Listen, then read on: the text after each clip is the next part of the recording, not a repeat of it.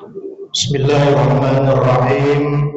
Assalamualaikum warahmatullahi wabarakatuh.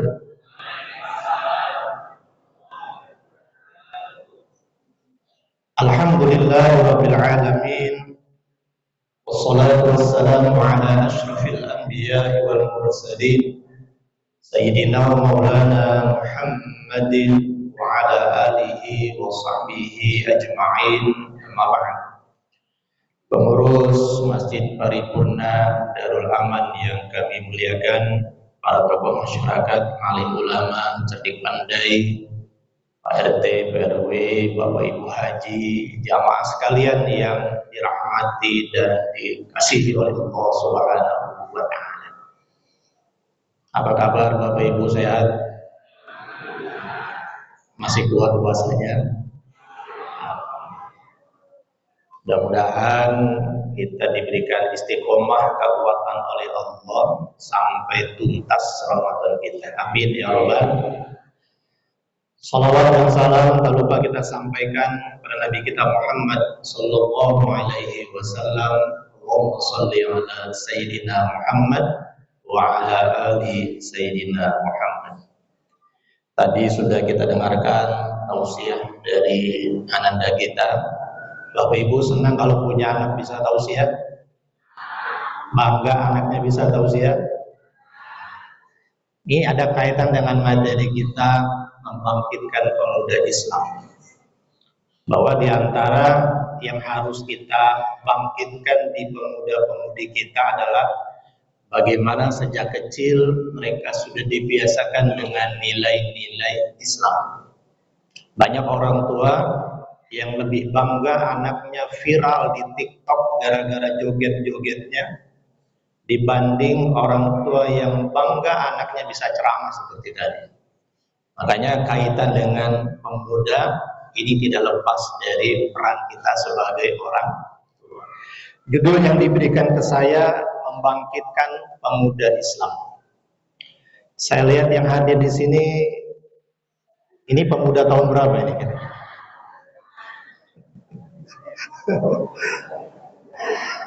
Kalau kata Tuan Guru kita, ini semua anak-anak muda.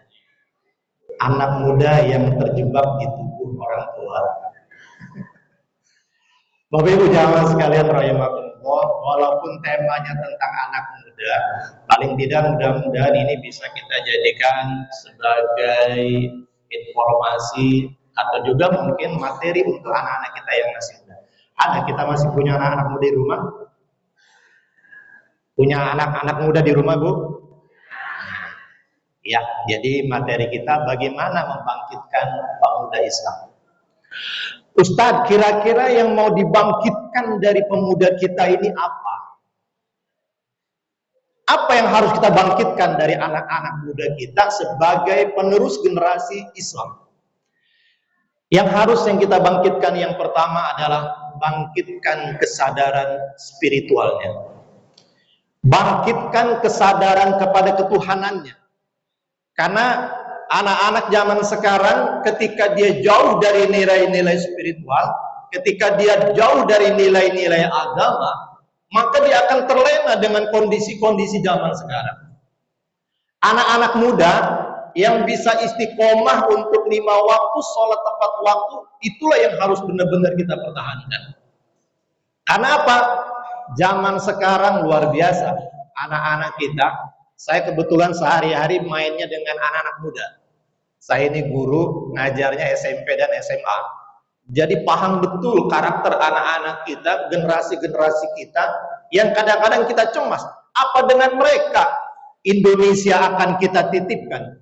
Apa terhadap mereka agama ini akan kita serahkan?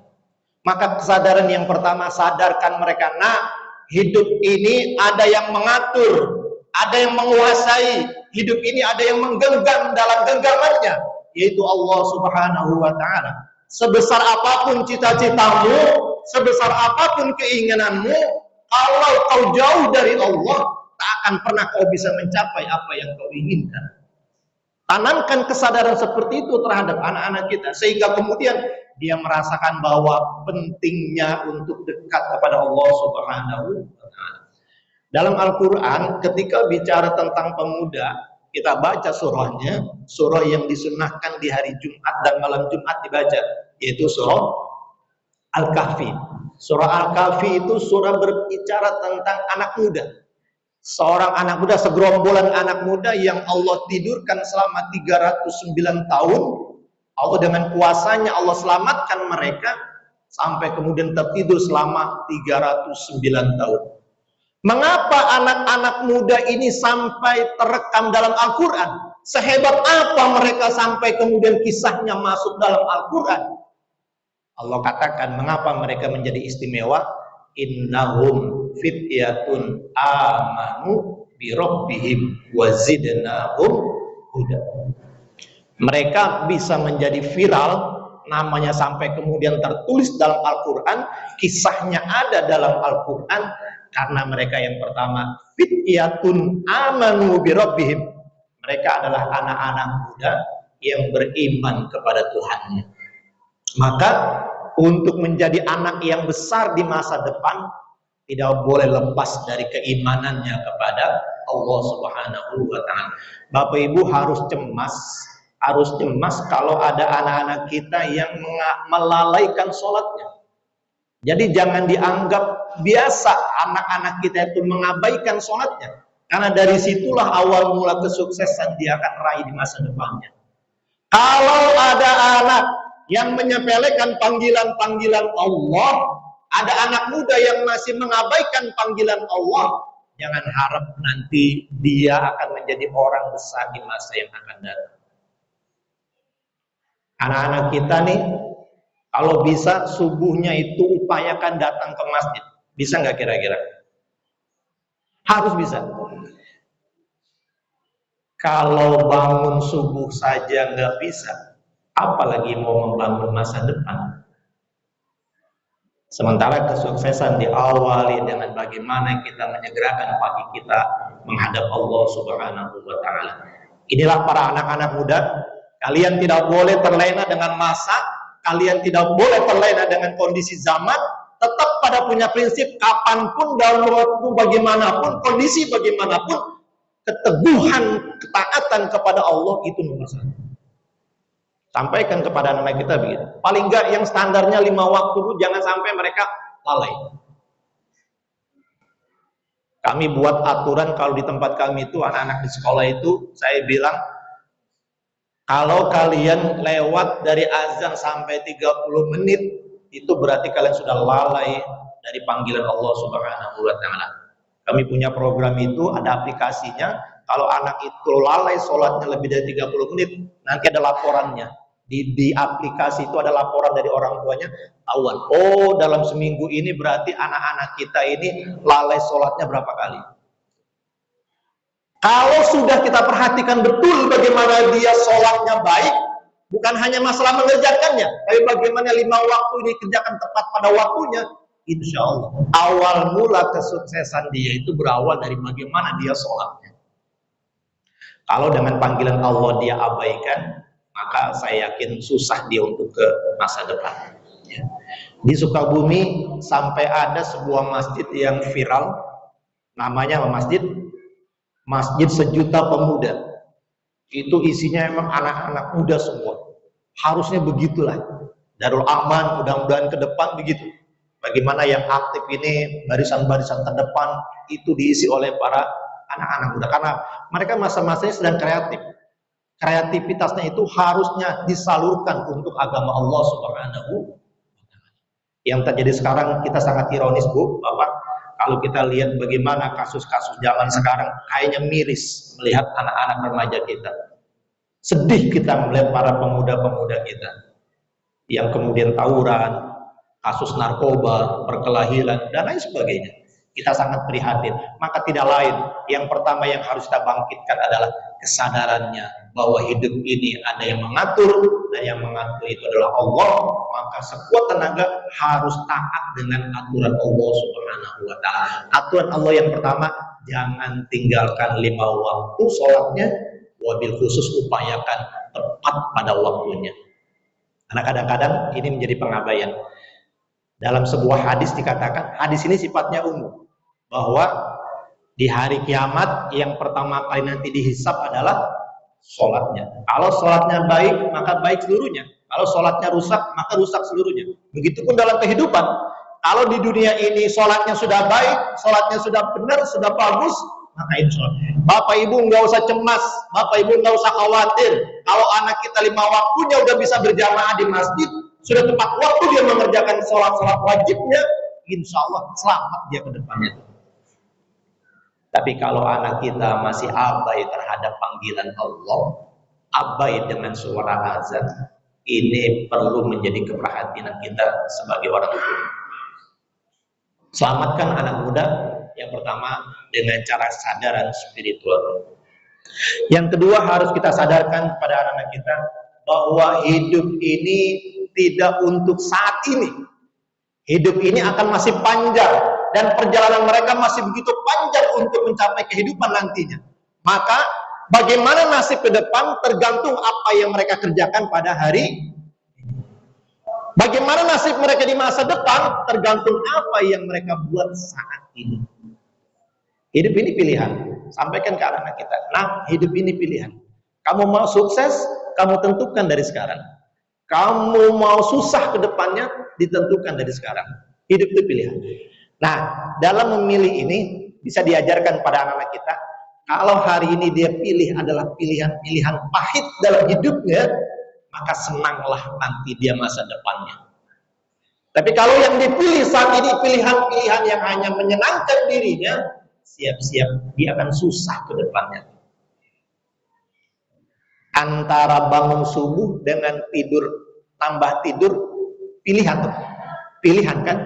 Antara bangun subuh, kemudian dengan melanjutkan tidur, yang ringan, yang enak itu yang mana? Tidur. Banyak orang yang milih senang, senangnya tidur. Kalau kita pilih tidur, berarti kita milih sekarang senang. Kalau milih sekarang yang senang, nanti kedepannya akan susah. Ibarat orang begini, Bapak Ibu. Kalau setiap pagi kita minum teh manis, biasanya 10, 20, sampai 30 tahun, 40 ke depan, itu resikonya apa? Penyakit gula. Senang dia, enak manis. Tapi ada orang yang setiap harinya minumnya jamu, pahit. Ya. Kalau orang setiap hari dia minum jamu herbal yang memang itu alami, kira-kira 10, 20 tahun, 30 tahun masih sehat nggak? Insya Allah masih sehat. Maka saya bilang tadi, ajarkan kepada anak kita, hidup ini pilihan. Kalau sekarang kau milihnya yang susah-susah, maka bahagia kamu ke depannya. Tapi kalau sekarang yang kau pilih adalah yang menyenangkan dirimu, siap-siap ke depannya kamu akan mengalami kesusahan. Ada seorang terkaya, mungkin ada orang kaya di dunia ini, ada seorang yang sangat kaya raya, bukan di Indonesia. Bahkan ada juga di Indonesia, salah satu tokoh yang cukup kaya di Indonesia. Dia lakukan terhadap anaknya apa? Padahal dia mampu belikan mobil, dia mampu belikan kendaraan, tapi dia bilang apa? Nah, kamu harus belajar bagaimana susahnya hidup. Anaknya berangkat sekolah disuruh naik angkot, padahal dia mampu untuk membelanjakan, membelikan fasilitas. Kenapa? Kalau sekarang ayah senang-senangkan engkau, kamu nanti akan susah ke depannya. Tapi kalau sekarang ayah susah-susahkan engkau, nanti kamu akan sukses ke depannya. Ibarat begini Bapak Ibu. Bapak Ibu tahu kepompong? Kepompong tahu? Nah, di dalam kepompong itu apa isinya? Ulat. Ya. Si ulat bulu yang pengen keluar dari kepompong, dia begitu bersusah payah dia. Bagaimana caranya tubuhnya bisa keluar? Akhirnya berjuang dengan sekuat tenaga.